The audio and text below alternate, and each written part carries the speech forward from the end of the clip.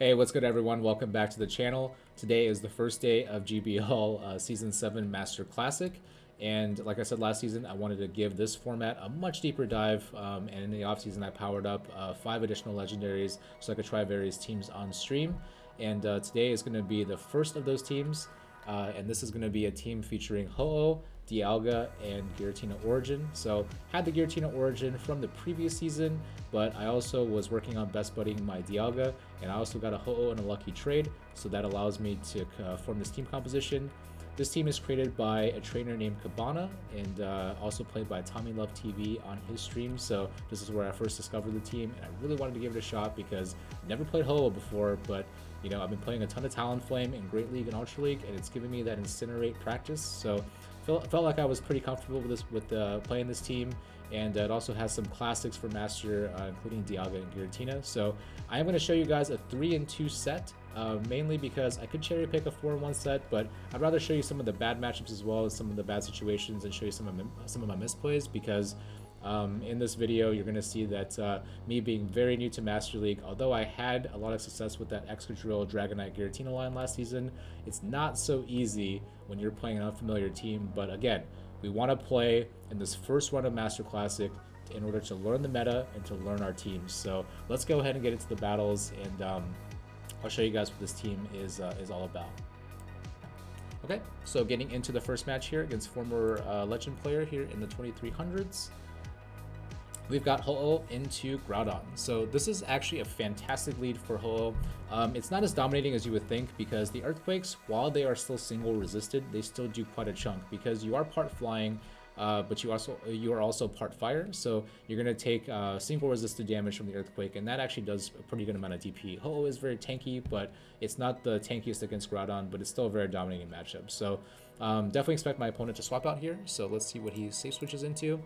And it's best buddy Groudon, but again, CP is 4111, so or 4115, and he brings in a Mewtwo, which cues me to come in with Giratina Origin. Now, I am very rusty playing Master Classic, so because I threw an Incinerate there, the Mewtwo actually got a small energy lead, and this is actually going to affect how this matchup turns out. So he throws the Side Strike, you can definitely take it, and usually in this case, whenever my opponent throws a Side Strike on Mewtwo, I go for the Shadow Ball. If they throw a Shadow Ball, because they've expended so much energy, you can actually go for double Ominous Wind here in case they shield. But in this case, because he goes for the Side Strike, it cues my Shadow Ball here. And might have made a little bit of mistake here because of the extra Psycho Cuts that he got through. I miscount here. And here I'm going to shield the Psycho Cut, or shield the Side Strike here, expecting to throw the Ominous Wind on the next turn, but he actually had a little more energy than I thought. And it makes sense because we CMP here to the Ominous Wind versus the Side Strike. I'm praying that I didn't actually hit the button, and I have to double shield here in order to win switch. So here I can just comfortably Shadow Claw down and carry a bunch of energy into the next matchup. Now the reason that happened is because I threw an Incinerate at the beginning, so the Mewtwo actually got 2 Psycho Cuts in. Otherwise, in all other scenarios, it will take 13 Shadow Claws to get to a Shadow Ball and an Ominous Wind versus the Mewtwo getting to 3 Side Strikes, which is 15. So yeah, this is a little bit awkward, and kind of a nuance of playing Ho-Oh is that if you do actually throw a move at the beginning and your opponent swaps out, they get a little bit more of an energy lead because you're still locked in that animation. So here my opponent, I thought he was going to bring back in the Groudon, but he actually brings in the Dialga. So this is very interesting. As long as I manage my energy correctly, I can put this Dialga in a situation where he's not going to make it to the Draco Meteor. So here, don't actually make it to the Ominous Winds, kind of sucks, but Shadow Ball does do more damage. I bring in my own Dialga to mirror. He brings out the Groudon. I bring in the Ho-Oh, and once again, we are in this dominating position here. Now, the best situation that I can have actually is that this Groudon doesn't shield, and I farm all the way down. I can get to double Brave Bird against the Dialga, but you're going to see here my opponent makes a really interesting play here. I go for the Earthquake on the 5th Incinerate, which gives me the 100 energy here, expecting my opponent just to take it, but actually my opponent here shields, which puts me in a very interesting position because the next Earthquake is actually going to put me very dangerously low, and I'm going to wait for him to throw first so that I don't throw the Brave Bird and potentially not KO and then get KO'd by the Earthquake. So here, leaves me at a sliver of health. I'm going to go for the Brave Bird here. and possibly a little bit of a mistake because the switch timer is still down for me, and that means that he can potentially farm in, but my opponent doesn't notice this. He actually waits the switch timer out, and this means that when he brings in his Dialga, I can just bring in mine, and here I'll reach the Iron Head beforehand, and that's going to be a GG. So well played to my opponent there. He tried his best right there, and actually because of the 2 Psycho cut lead that the Mewtwo got, actually made that match a lot closer than I expected. And overall, that's another learning that you got to have with that whole lead, is that you might throw the fast move, but you can potentially get punished by that. Okay, getting into the second match here, going up against Tattoon GX.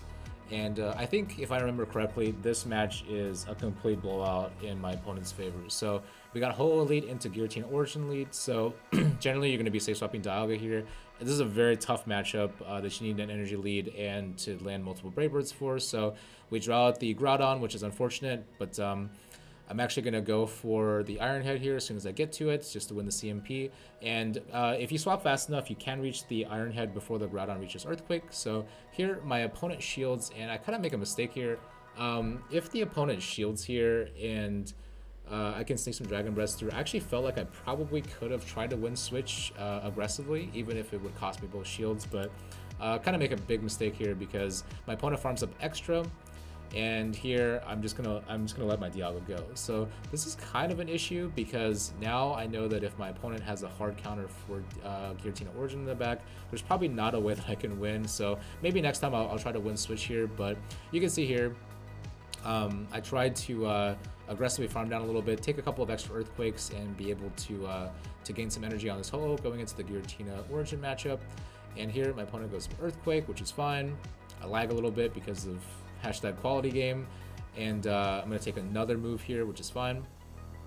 At this point, the Ho-Oh is toast against the Giratina Origin anyways, and I'm going to farm all the way down.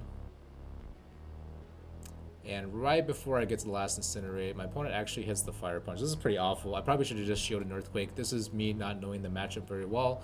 So I wound up coming out of this with 100 energy. And he brings in the Dialga, and he snipes my my Ho-Oh down and actually just surrenders. So this is a pretty awful situation for me, but I should have known better in this case because this was a pretty hard counter line.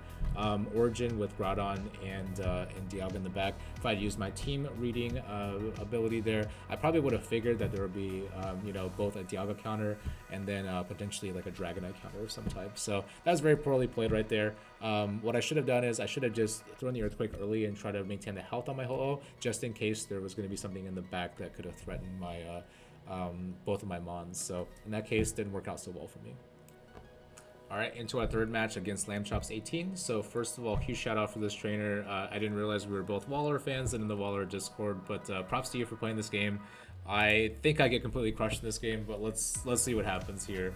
I've got Ho-Oh leading off into a Mewtwo here. So because I don't know the matchups in Master League that well, as it turns out, my whole team is actually weak to Mewtwo with the energy lead because this thing is absolutely unstoppable if you do not have the Giratina Origin to kind of put it in its place. So here, I'm not sure how to play this matchup yet, but I realized kind of halfway through that basically every charge move that I throw is equal to 1.5 charge moves that Mewtwo throws, and there's no way I'm going to win this matchup anyway. So I actually go for a Brave Bird. I try to dip here, except that I throw another Incinerate because I overtap, and then we get locked into Side Strike here. Have to shield here because Side Strike does a ton of damage and I'm double debuffed. So I will actually go into my Dialga here, and the problem here is that if he's carrying Focus Blast, I have to respect it. And because most players like to throw their nuke before they swap out, I actually choose to shield here, which in hindsight was kind of a mistake. But he's gonna now get to the Focus Blast, and I'm basically in a losing position at this point. Not sure how to deal with Mewtwo leads at this point on this team, so he's gonna go ahead and throw the Focus Blast here and take me out. I make another mistake by coming in before the switch timer is out, and he swaps straight into Dialga here. And although I'm going to be able to get the Shadow Ball off here, the writing's pretty much already on the wall because I know that Giratina is weak to dragons and it's going to be weak to Togekiss. So there's probably going to be a Togekiss counter in the back, which means that you know, Ho-Oh and Togekiss actually share some weaknesses, mainly in the form of Melmetal and Kyogre. So at this point, I know the game is pretty much over because he throws the Iron Head before I get the second charge move, and I don't have enough time to buy. So despite having enough time to be able to farm down this Dialga the whole way, at this point, it's going to be a pretty uphill battle, and as you can see in the back, there is definitely a Kyogre sitting there waiting for me, and I'm going to need 3 charge moves to get there, but the waterfall is going to take me out right before, so I end up saving us both some time and just going for the surrender right there. So a little bit unfortunate right there, just me not having enough knowledge of the matchups that are in Master League right now, and the team that I was trying probably needs a better answer to a Mewtwo lead, and that's it's a little bit rough there. So, getting straight into the 4th match here against Gabator02.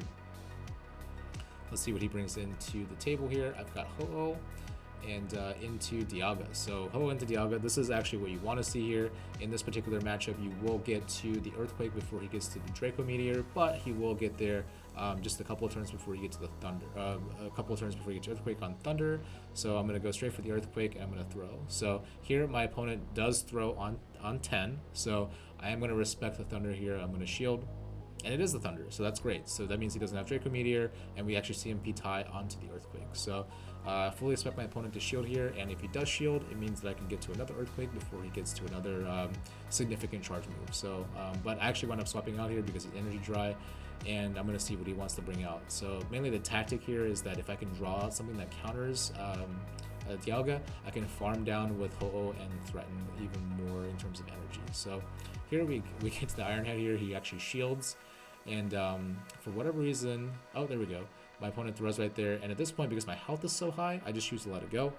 And he goes for the harder hitting charge move of Thunder, to which I can just farm down. So I have 1 switch advantage here, kind of.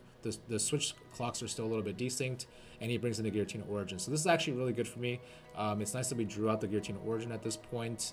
So there's the Melmetal counter. I do still expect there to be some kind of Groudon counter in the back, which means that Ho is going to have to do a lot of work here if he swaps out. But we come in here, and I have a shield against Origin, which means that in this particular case, I can safely shield any kind of charge move that he throws. There's no reason to really risk it here. Hopefully I'm shielding. I do. And it is a Shadow Ball. I expect him fully to bail here. So we're going to see what he does here. And I try to throw, and he actually catches on Kyogre. So at this point, Melmetal counter and Togekiss counter confirmed. However, I needed this alignment anyways because there's no way my Ho was ever going to beat that Kyogre. So I wound up staying in on Giratina, despite throwing the Shadow Ball here. And I hit the Shadow Ball again, and it takes about 2 Shadow Balls and a little bit of extra Shadow Claw damage from a 15 attack Giratina Origin to take out Kyogre. So he goes down here, and I swap into my Ho-Oh here. He has to throw energy here no matter what, so all that energy that he farmed before he dipped, he actually has to use here. And I do get the Incinerate through, which basically means that if I survive the Shadow Ball, which I do, I just need to make sure I don't overtap, and I can fire the Brave Bird, and that'll end the game. So a very close game in the end. I was definitely expecting something in the back that was going to be potentially weak, but again, because there's a fairly good amount of diverse counters for the weaknesses of Dialga, it's kind of hard to figure out what you want to come into. But in that situation, though, it worked out pretty well for me. And when he had the Kyogre in the back, I kind of realized that I had won the game. That trainer really didn't have an option because he knew that his Giratina Origin was going to go down, so he had to sacrifice the Kyogre. But in that case, all it meant was I could just get to more energy, right? And then with the switch clock coming up, all I had to do was make sure that he blew his energy on my Ho-Oh, and then I had the Giratina to finish him off right there. All right, final set of this run, our final battle for the set, and going up against Cookie MVP. And we're going to be leading Ho-Oh into the Groudon. So this is, again, a very favorable lead for us, and we're going to make sure that he is forced to swap out. He swaps into Dialga, which means that I can meet him with my own Dialga after hitting 1 Incinerate. This ensures that I can win switch advantage, so it really depends on what he has in the back here. This match is not over yet, because if Groudon does have a potential Togekiss in the back for potential dragons, then I'm still in a really rough shape with Origin. But either way, in this case, because of the health lead that I have here, I can choose to 2 shield and win this matchup. So here I'm going to go for the Iron Head here, and my opponent uses the shield, which means that we will be investing our second shield to maintain that switch advantage. And my opponent actually doesn't hit it because that Incinerate damage, dealing a little bit of chunk right there, it means that I can come out of this matchup almost at an Iron Head, which is really nice, and I'm expecting the Groudon to come back in. Now, I think that I couldn't have made the Draco Meteor because the Mud Shots would have eventually farmed me down. So I just go for the Iron Head here, not expecting him to shield, and he doesn't, which is great play. And it looks like I would have been really close, but he swaps into an Origin instead. And this is a pretty good position for me because I've got a shield, and so does he. And despite him having energy advantage, I just need to go for 2 Ominous Winds because in this particular situation, you don't actually need to bait here. Or you don't need to go for the nuke here. You can actually just chip down your opponent, and I actually get a little bit scared here and I go for the Shadow Ball. But because I got an extra Shadow Claw coming in, and then now I can just go for double Ominous Wind. He has to respect the damage here, and all I need to do is make sure this Giratina gets low enough that I can just get to 2 Ominous Winds here, and we go battle lag quality here.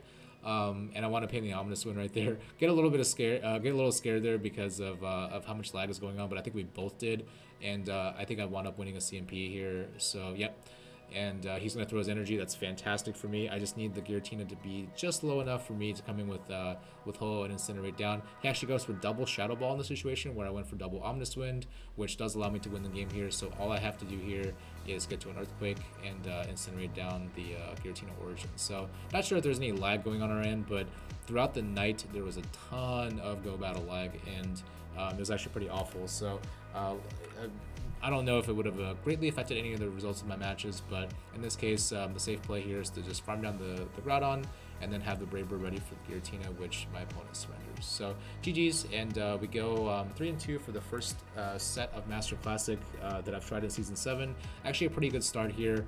Just trying to get a feel for what I've seen in the meta, and as you guys can tell, the meta game is, there's definitely quite a bit of common leads, but we've seen a lot of cool, interesting back Pokemon, right? So overall, there's a lot of potential for this team, but I do want to get this content out so you guys can see how this team operates. Tomorrow, I will be playing a couple more sets of this team because I think there's a lot more potential. I just need to learn how to master the Incinerates a lot better, and then I'll have a couple demos for some different teams as well throughout the week. So remember, again, guys, this week, 1 team per day and 1 YouTube video per day. So we're definitely going to be trying out a ton of different teams, giving you guys feedback, and hopefully by the end of the week I can give you some more budget options.